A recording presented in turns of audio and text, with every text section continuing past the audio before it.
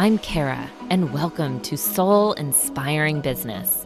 I believe that all of us possess unique gifts and talents that allow us to serve the world and our own growth in the highest possible way. Our lives are an expression of our thoughts, beliefs, and actions.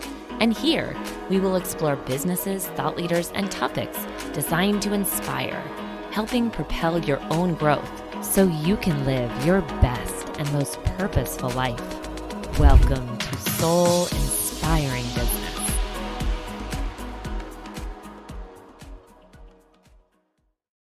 In today's episode, we're talking to Mary Ostrowski. Mary is a homeschool coach, educator, author, and business owner of the Weems Creek Nursery School in Annapolis, Maryland. She also happens to be a friend, and it's always fun when I get to interview somebody that I love as a friend, but also somebody that I really deeply admire and respect in the community.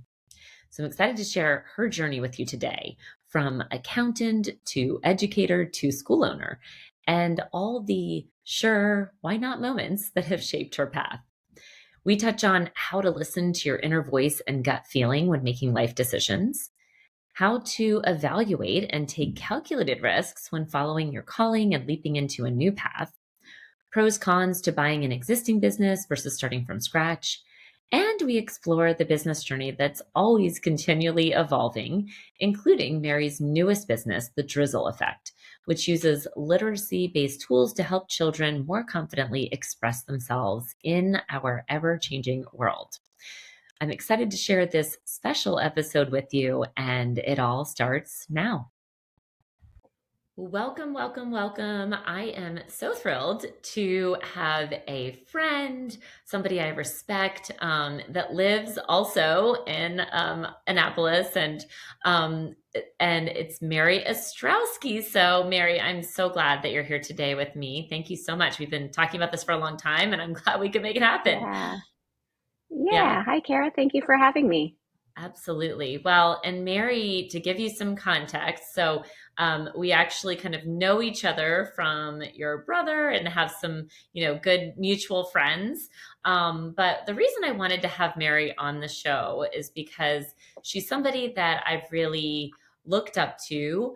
She's an entrepreneur and has actually bought a nursery school back in 2018 and has been focused on building that out and just I thought that a lot of times people have ideas about where they want their life to go, or they have an idea to start a business or, what they want to create, but then something holds them back from, actually taking action on that. And I always have just, respected the way that had a vision for what you wanted and just kind of leaped and are creating it into this really amazing, learning opportunity for kids, a business for you, and then creating more and more opportunities to help people through this kind of platform and through this way. So I thought that for anyone listening that is maybe in that place of taking a leap of faith, this would be a really interesting show and interesting to hear your story. And so I'd love to kind of start there. Like, how did you decide to purchase this nursery school, and how walk us through kind of how that all evolved, and then, some of the things that maybe you wish you had done or thought, done differently, and some of the things that worked out really well. Would love to hear it all. So I'll let you take it away. Sure. Well, thank you again for having me. It's a really unique journey once you get into the entrepreneur world, and there's lots of best tips and camaraderie for sure amongst entrepreneurs, but it's such a unique path for each person. And so sort of going backwards in time, I think one of the things I'm an educator through and through, and I consider myself that before anything. So I think one of the things that people find interesting is that I actually studied accounting in college and started off as a mutual fund accountant, not as an educator. But I mentioned that because that is quite interesting. Yeah. But I was a finance major, it's interesting. so.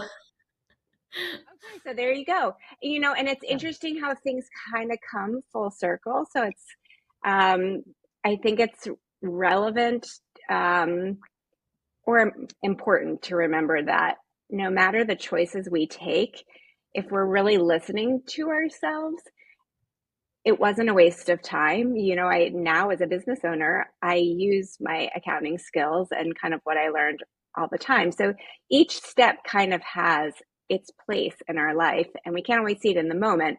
But I bring that up because in relationship to this conversation, I kind of call them my sure, why not moments.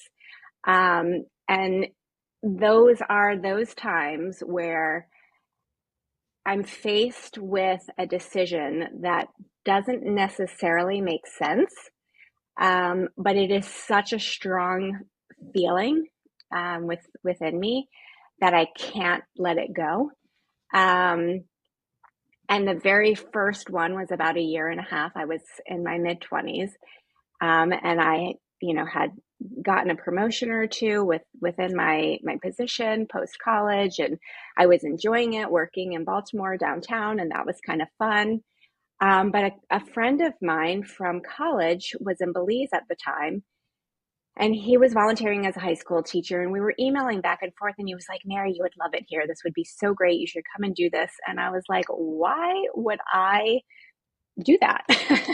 Why would I leave my job and move to Belize to become a high school teacher? Like, I'm not a teacher. I don't. He's like, you can teach math. It will be great.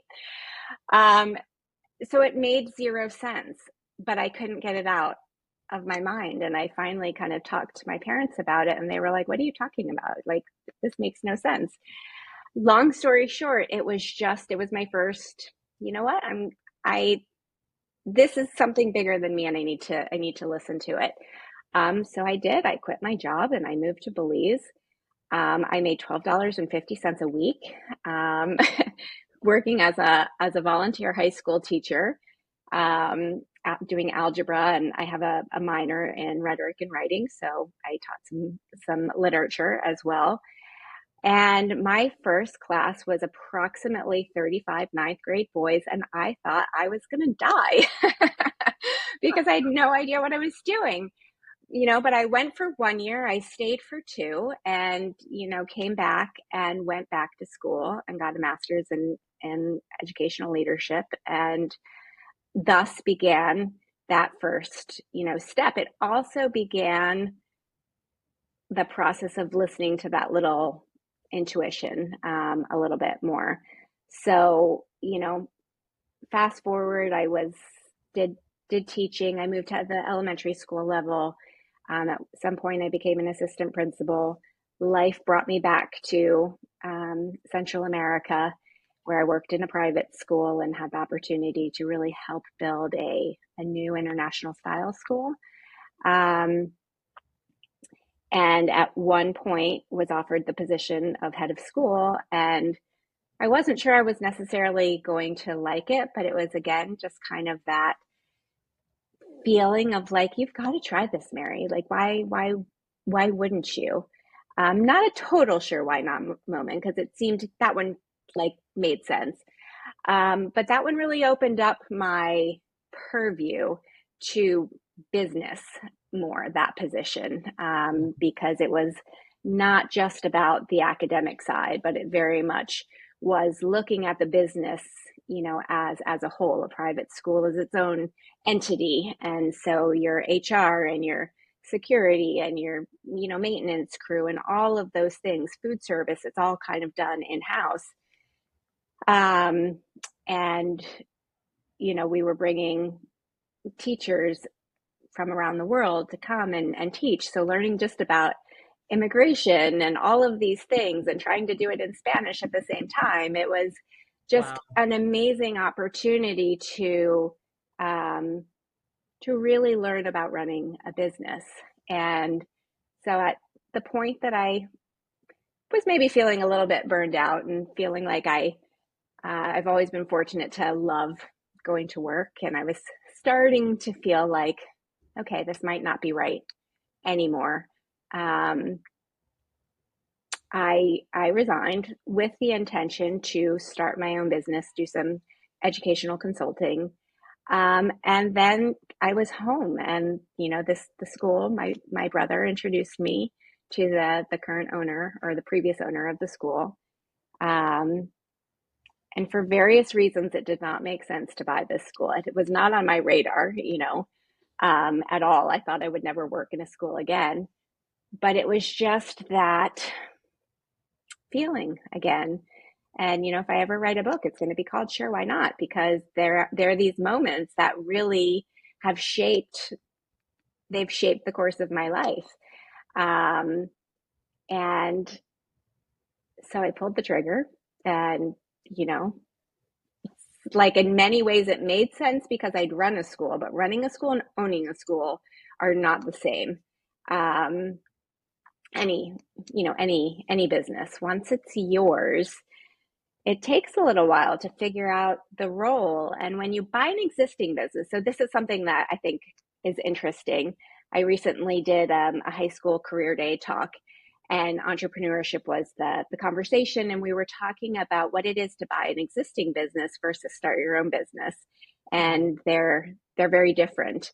Um, you can stop me at any time because I'm just talking here, but No, no. I'm so I think some of the things that just really resonated with what you said, right? So there's kind of um two big things. The first is that sometimes, we don't necessarily know the pieces of our journey that are going to help us like 2, 3, 5 years, 10 years down the road. And to your point, like, yeah, oh, well, I was in, accounting and I was doing, it. And how now I'm an educator. So how would it doesn't really make sense. But when you look at it, you're like, wow, thank goodness I have had that background because it helps you so much. So sometimes um, yeah. along the journey, when you feel the yes moment, when you feel it within, and we've talked about it on this show a lot too, like how do you tune into your intuition? How do you tune in to that voice that's kind of guiding you? And what Hmm. does that feel like? Because sometimes I think we're taught when we're Yeah. children, actually, and you're probably seeing so much of it with young children and young minds and the way that they know so clearly the answers, because they're just Hmm. guided, right? When they're these little beings. No, of course, sometimes they need us to help them, but like they know their mind, right? And then they're conditioned Yeah. over time to tune that out, to sometimes, and depending on parenting and background and all of that, to not listen to the voice because they start to listen to the authority and think that they know better. But I think then it's like once you get I into want your, to interject. oh yeah. I want to interject there just for a second because something that just shouted for me, I think, is it's a it's for small kids. It's very much a feeling. I think even more than the voice because they have all of the feelings before they can verbalize, before they have all of the words, before they can express their needs and their wants. And Weems Creek is a nursery school, so they kids come in as young as 2.5, and there may be 5 by the time they go. But a big part of what we're doing is helping children give words and phrases to these instincts that they're having. And what I might suggest is that we start we learn to numb our feelings and not to pay attention to what our body is telling us. Because I don't know about you, but for me, it's like this feeling in my stomach, and it's very tangible. Yeah. Um, and so that's something I think maybe we can learn from kids and kind of remind ourselves that we all know is paying attention to what physically happens to our bodies, um, and maybe even more than the voice. You know what? You're so right, and I was like getting goosebumps as you were talking too. But I think that it's true. I mean, just listening, because you kind of instinctually, feeling wise, whether you can feel it even when you're with a person that you connect with and somebody that you don't, right? Like it's like Yeah.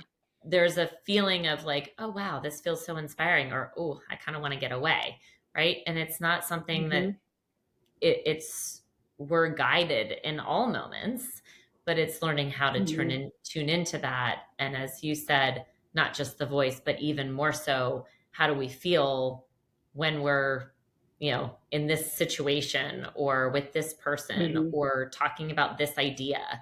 It's more than a voice, but it really starts with the feeling. You're right. I Hmm. love that. Yeah. So, so Yeah. yeah, and I love that, again, kind of the sure, why not moments. Um, you know, there's an element of, I'm sure, fear or like, what is this kind of thing? So how did you process that for yourself?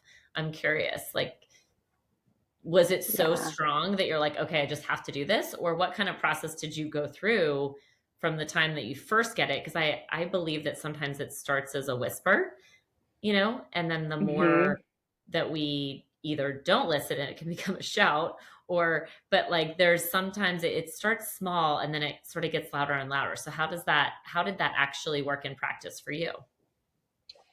Yeah, it sounds very glib to say, "Oh, sure, why not? I'm going to go do this." Obviously, it's not quite that simple. Um, but I like the analogy of a whisper. Um, it's it's first just kind of paying attention, and for me, it's like, okay, and I know myself, right? I'm aware enough of myself to understand that sometimes I get these ideas and they seem great and I want to jump on them, but I have to pause, because I would say yes to way too many things, if I did that all the time. So being able to kind of give it a little bit of time, and some things then naturally go away over a few days, or just aren't quite as important, but some don't, and some keep coming back to you, and some you just keep thinking about. And at that time, it's when you have to start doing your homework, right? Looking into, I don't say sure, why not without a plan. Um, so it's really then thinking about the pros and cons. What happens if I do this? And in the case of business or a major decision, you're having to look at the financial aspect of what that means. In the case of moving to Belize, did I have enough in my savings account to be able to kind of cover the fact that I wasn't making a full salary? Was my workplace were they open to me kind of potentially coming back? And I was fortunate that they were. I ended up just coming back for a summer, in between, but that allowed me to kind of renew my finances when I decided to go for a second year. Um, with the business with Weems Creek, it was similarly kind of planning out a plan for 5 years. If this, then X. If this, then Y. What's my exit strategy if this doesn't work? Can I make all of that work? Will I need a loan? What does that mean? Um, so it's doing that homework, right? And understanding that a leap of faith is, you can't always inform yourself so well, but in certain cases you can. So, you're making an informed decision. Um, some things that the school at the time didn't, I had all that planned out. It still didn't financially make a ton of sense. And so that's when then you have to trust yourself and say, okay, this is calling me for a reason. Um, there are these challenges that are presented, but I have this unique skill set to meet those challenges. I've created a plan to, meet the challenges. And so then it's like, well, do I trust myself or not? And does this excite me or not? Does it, does it light me up? Am I excited to get up in the morning or not? And that's then when you just kind of say, okay, I'm I'm going to go for it. Yeah. Well, and I think in your case too, what you've also, because I think, as entrepreneurs, most entrepreneurs I know and business owners are also looking at, you know, growth mindedness. Like, how can I grow Mm-hmm. just my business, but also how can I continue to expand all that I'm able to give and make a big impact, And I think those are the entrepreneurs that probably find this, show, are those that not only are interested in growing a successful business, but also those that want to make a difference in the world, and that have true Hmm. purpose in what they're, in their work, creating meaningful, impactful work. And so I think Yeah. what's neat about also what you've been doing is not only using this, taking that leap, figuring it out, but also now expanding into different ways of educating, and creating different, packages and ways to help people, not only in the Annapolis community and not only with the school itself, but how can I even help parents and educators beyond that? So, maybe talk a little bit about some of those things that you're doing now, and how did that happen? Would Hmm. love to kind of learn that growth path, right? And then at some point, I'd like to circle back to, some of the things just to think about from a practical standpoint of taking over an existing business. But I'm curious to that growth path for you right now. Yeah. I love the name of your program because the idea that something can be so exciting and inspiring that it fills your soul is surely a sign that you're onto something that is bigger than yourself. And um, with that kind of as a guiding light, it's like you might take false steps, but one thing that I have learned to embrace is that they aren't necessarily false steps. They're growth steps, because you're not going to know it, and it's not, the path is not linear when you are taking over something new, or you're trying something new for the first time. Um, so I've learned to not regret, not feel like, oh my gosh, I wasted all this time because I went down that path, but really kind of lean into, well, what can I learn from that? Because there's always some nugget that's good to be able to take into the next step. So I bring that up now because when I left the as head of school, and I was living in Panama at the time, it was with the intention to grow my own thing and to build my own thing. Um, and then, the school dropped in and could have seemingly taken me off path, right? And it did for several years in a way. It took me away from building something new. Um, but it also opened my eyes to more clearly understanding what that next step was that I really wanted to create. Um, so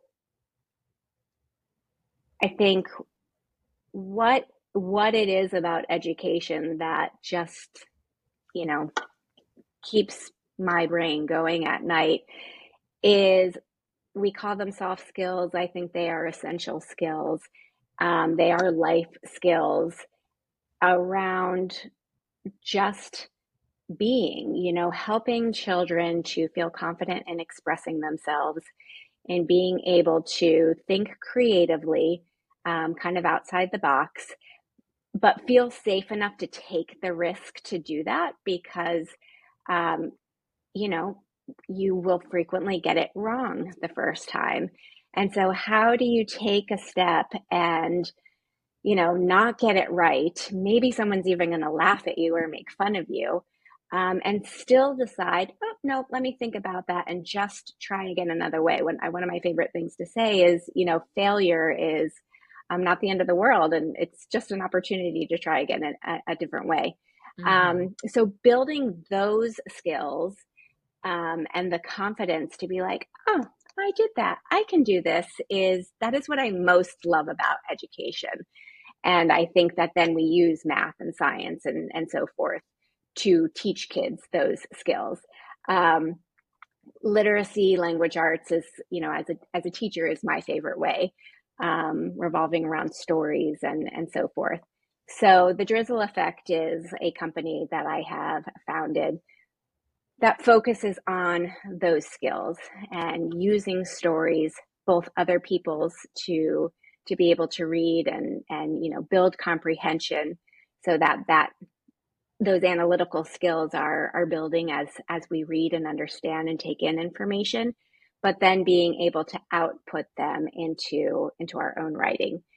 So that's really kind of in a nutshell the purpose of the Drizzle Effect, and is in my mind a natural stepping stone, or complement to the work that is happening at Weems Creek Nursery School, where small kids, um, we focus on really learning through play and interaction and those social experiences to help prepare the foundation for then these bits of learning and more complicated or complex um, education that's going to come to them.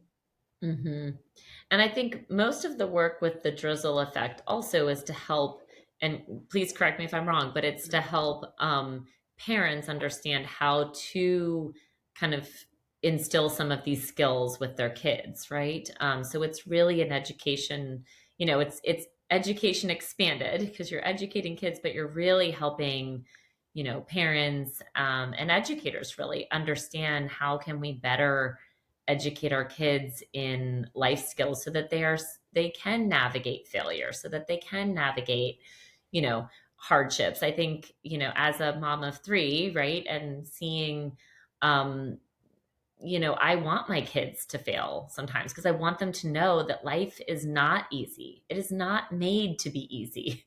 Like, life Mm-hmm. is hard, but it's beautiful. And when you can Yeah. look at it from the standpoint of it's a journey, and yes, there are going to be some really, really bad days and some really, really hard times, because that's also when we're able to grow and expand into our next level sometimes.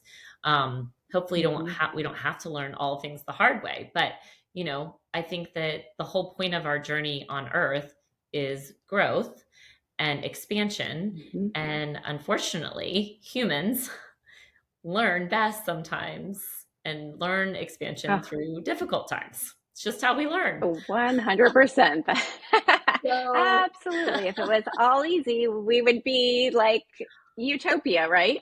right, Uh, so I always think of it like I have this analogy of Earth School, right? And so, like, when you're a soul looking down on and planning out, your journey on Earth, right? And I compare it to when I was taking college courses, and I'd find this really interesting course and think, oh wow, like this one seems fascinating. Like, I can't wait to delve into that, right? And then when you're in the course, like, why the hell did I sign up for this? This is yeah, freaking hard. Like, this 100%. is the worst Yep. class I could have taken. Um, but also, right, you learn so much from it. It's just sometimes harder than you think. And so I think that can be the same thing when we're this, like, I like to think of us as like these souls that are, planning out things in our path, and we're like, oh, this would be really interesting to hear, to feel what it's like to be in this scenario with this person. Then when you're in it, they're like, what that was I thinking? Yeah. Why did I want this in my life? But then you look past it, and you grow and expand from it. So Yeah. I diverge a little bit, but I think that those are, such important skills that we, teach for our kids. I think many grown-ups need those skills Hmm. too. Um, and so Yeah. it's, your work is really awesome, that you're kind of, and again, looking at the journey, that all the pieces that have planted you to now this next level, that you're working through to expand on in a bigger mission and make bigger impact. So that's Yeah. awesome.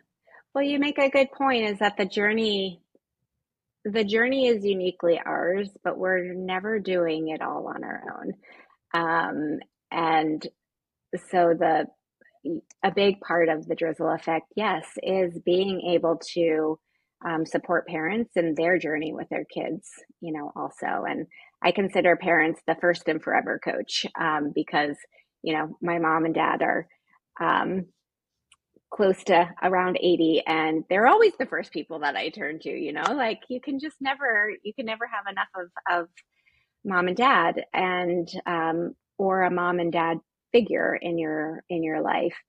Hmm. Um, so being able to support parents so that they they also maybe feel a little bit more confident in their role, because we weren't designed to do this life solo.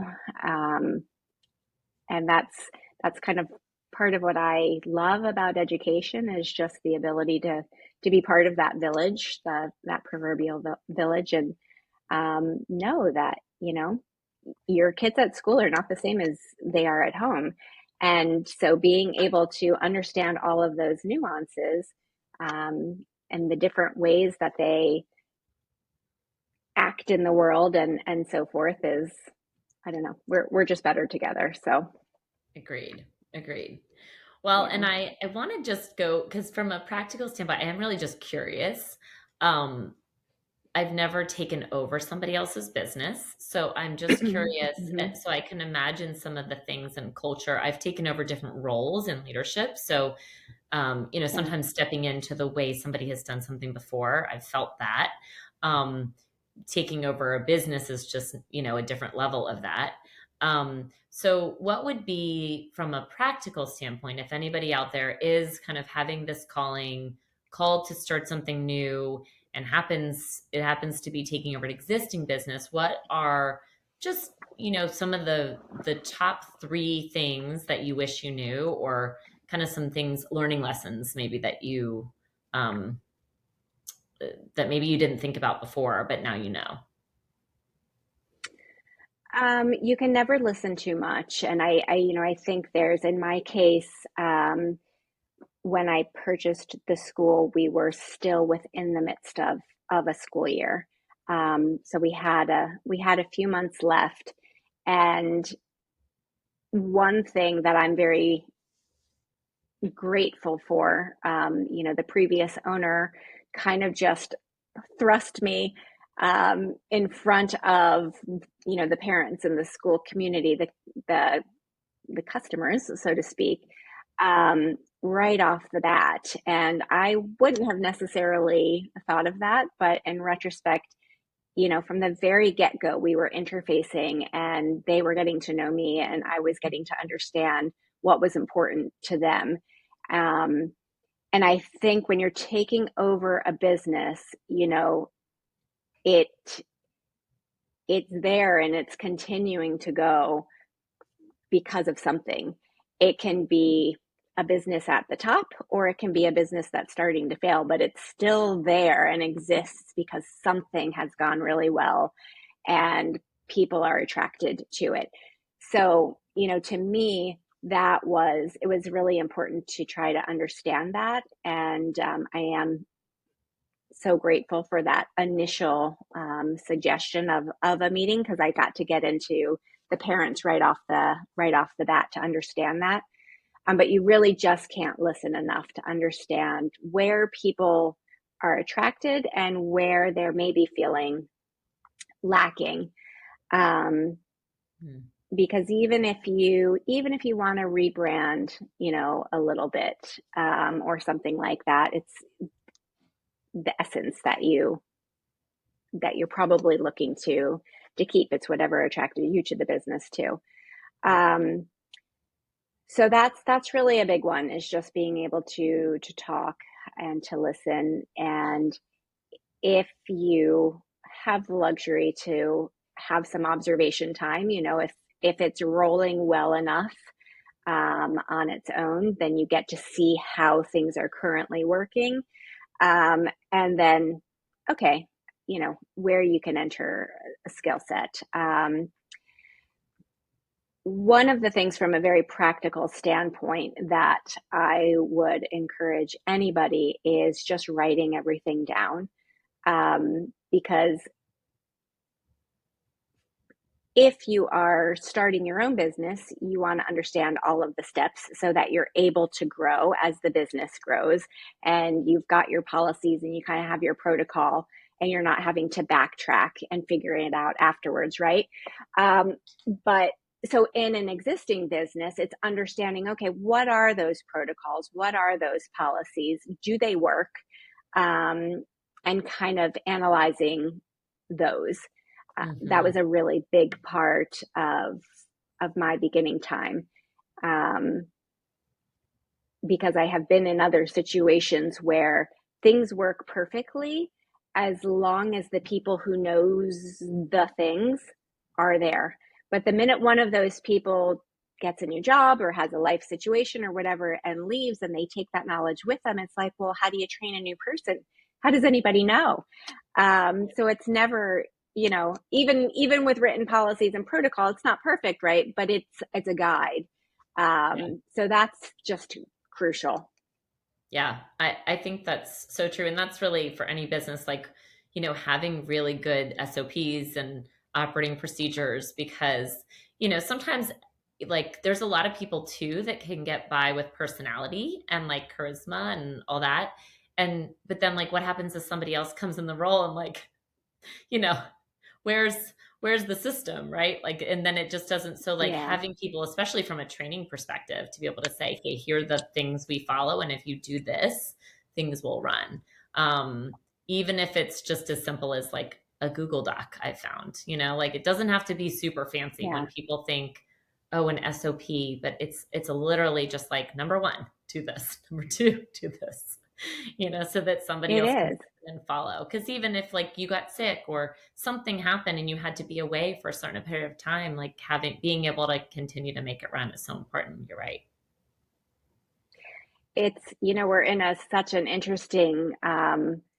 We're in such an interesting time frame. Part of the reason that I love teaching the essential skills and think that they're so important is because we're trying to help prepare kids to solve problems that we can't even fathom yet, right? They're going to be living in a world that may or may not look similar to ours growing up. And I use AI as an example because, creating an SOP is that can be really intimidating, particularly if you're having to kind of go back and create it. Um, but now we live in a time where AI is a very tangible, accessible thing. Um, you can have either a free version of ChatGPT or pay $20 a month for a slightly enhanced version. And quite literally, you could plug certain bits of information in and get the outline of what should be included in an SOP in minutes, and help you quickly then tailor that to your own needs. And suddenly something that feels so daunting and like it's going to take a lot of time, um, you can plug in to at least have a first draft and like take a breath. Right. Yeah. Yeah. I think that's where, it's funny. I just had mentioned something on AI and how, it can't replace the human creation within and like our intuition and all of that. But it can certainly help. It's when you're only using the AI version, right? It's like a great first draft I found for getting, absolutely increasing productivity. And then take Yeah. it and then tailor it into your own words, or tailor it in, use that to help infuse Yeah. the humanness that You can't have be. to make, yeah, you have to make it your own Mhm. 100%. Yeah, But it can be a good brainstorm buddy. for sure. Yeah, no, so true. Um, well, Hmm. this has been a great conversation. I so appreciate you making the time, and for everybody listening. Mary started off by saying, I'm not sure how this is going to go because actually had to step in and help my niece, and I'm not sure if there's dogs going to be barking in the background, but we did They've all really done great. well. Um, Yeah, she just made a so, little cameo if you saw her oh, peeking through I the did. window. I Oh, think she's like, are cute. you done yet? I didn't even see. So, um, Perfect. but so, like I said, I appreciate, even amidst all that, making time for this conversation. Because I really, just like I said, I love what you're doing. And I think your words are really inspiring for anybody that is, just having those inklings, having those feelings of maybe starting something new or being pulled in a certain direction, not really sure what to do with it. But hearing your story, maybe that can give them the inspiration and to know that if that continues to call to you, maybe it's just something to look deeper into. Doesn't mean it's going to be the answer, Yeah. but it's definitely something to look deeper into. And sometimes it may maybe the inkling is there to lead you into a different direction, but it's the exploration 100%. of it, right? That is so important Yeah. to follow. So, Yeah. again, thank you. Thank you for It's being true. here. And I'd love for you, if anybody wants to learn more about Mary or, learn more about you, learn more about what you're doing with not only the school, for anybody that's in the Annapolis area. It's such an amazing school, and I'd love for you to check it out. My little guy goes there. Um, but also at what you're creating through the Drizzle effect for parents, for Hmm. educators, for anybody thinking of homeschooling their kids too. There's a lot of great resources. Yeah. So where can people learn more about you? Yeah. Thank you. My website is maryostrowski.com. And that's really it's really kind of my hub. You can get an idea for in-person options, for things for kids, things for adults, virtual options. Um, Definitely enjoy supporting parents who are choosing homeschooling as well. So that's my home base. It's a great spot to start. Awesome. Okay. And for everybody listening, we'll put that in the show notes. And it's Mary Ostrowski, Ostrowski.com. Right? Yep, you got it. All right. It's a Well, mouthful. but we'll make sure to put it in the show notes for it's easy, so it's easy for you. But if you want to Google it before then, and just there you go. So thank you again for being Cool. here, and until next Thank time. you for having me. Yeah, super fun chatting with you. Thank you so much, Kara. Thank you. Loved being here with you today and would love to connect with you more over on Instagram. My handle is linked to the show notes, or you can just type in @Kara-Chafin-Donofrio. And I have something special for you as a free gift, my Dynamic Life Journal. This special book has the power to really help you live a soul-inspired life. Go to freegiftfromkara.com. Easy to remember, freegiftfromkara.com. Until next time, beautiful people, sending all my love.